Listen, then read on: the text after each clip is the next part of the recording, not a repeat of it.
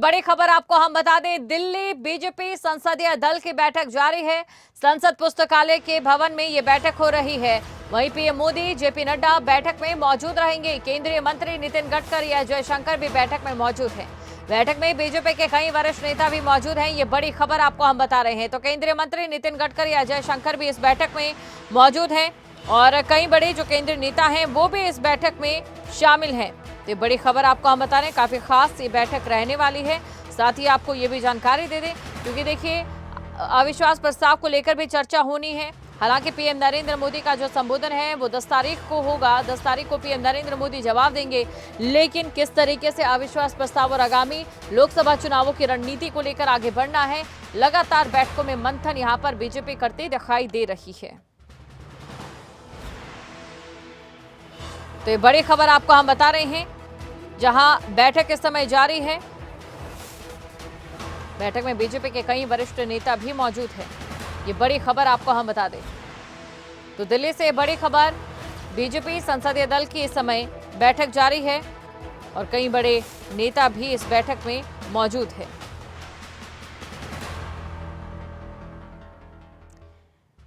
तो देखिए कई सवाल होंगे, कई जवाब होंगे। आज अगर बात करें संसद की, अब ऐसे में ये बैठक काफी ज्यादा खास रहने वाली है। ये बड़ी खबर आपको बता रहे हैं।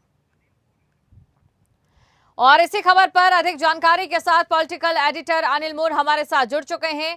अनिल, बीजेपी संसदीय भवन में संसदीय दल की जिस तरीके से बैठक हो रही है, आपसे जानना चाहेंगे कि क्या कुछ केंद्र बिंदु इस बैठक में?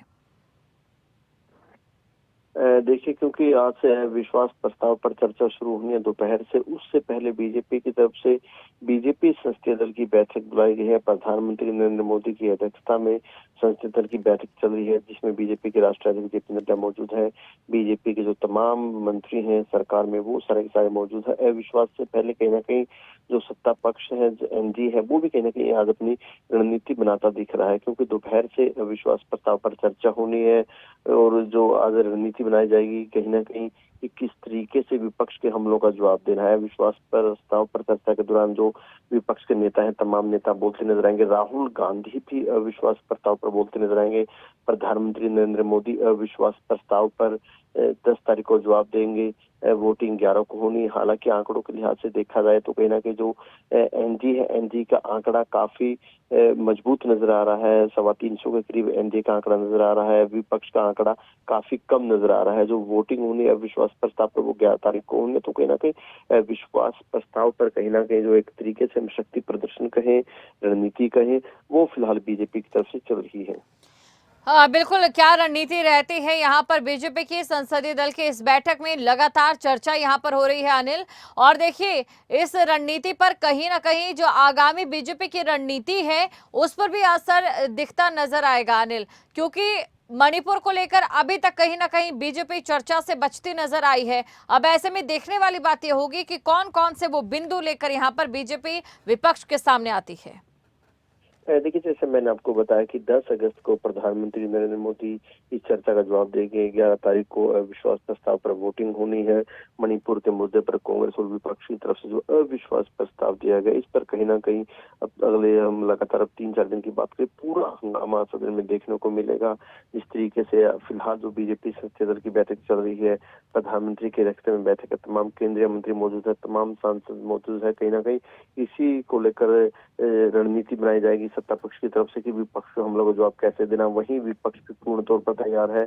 12 बजे जैसे ही अविश्वास प्रस्ताव पर जो चर्चा शुरू हो जाएगी, उसके बाद ही कहीं ना कहीं जो सदन है उस बिल्कुल हंगामेदार पहले से ही है और हंगामा ज्यादा देखने को मिलेगा। 10 तारीख को प्रधानमंत्री की तरफ से क्या कुछ बातें विश्वास प्रस्ताव के की जो लाया गया इसको लेकर मणिपुर के मुद्दे पर रखी जाती है, वो काफी महत्वपूर्ण रहने वाला है। हालांकि जैसे मैंने कहा कि आंकड़ों के लिहाज से देखा जाए तो एनडीए का सरकार का जो पक्ष है वो काफी मजबूत नजर आ रहा है, लेकिन कहीं ना कहीं विपक्ष का कहना है कि जो मणिपुर में हिंसा हुई है, मणिपुर हिंसा पर कहीं ना कहीं केंद्र सरकार पूर्ण तौर पर विफल रही है।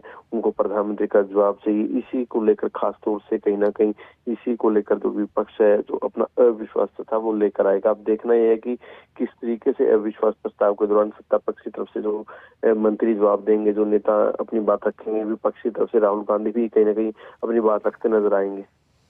बिल्कुल शुक्रिया अनिल, तमाम जानकारी को दर्शकों तक पहुंचाने के लिए। तो देखिए, बीजेपी आज कौन कौन सी वो चीजें जिन पर चर्चा कर सकती है।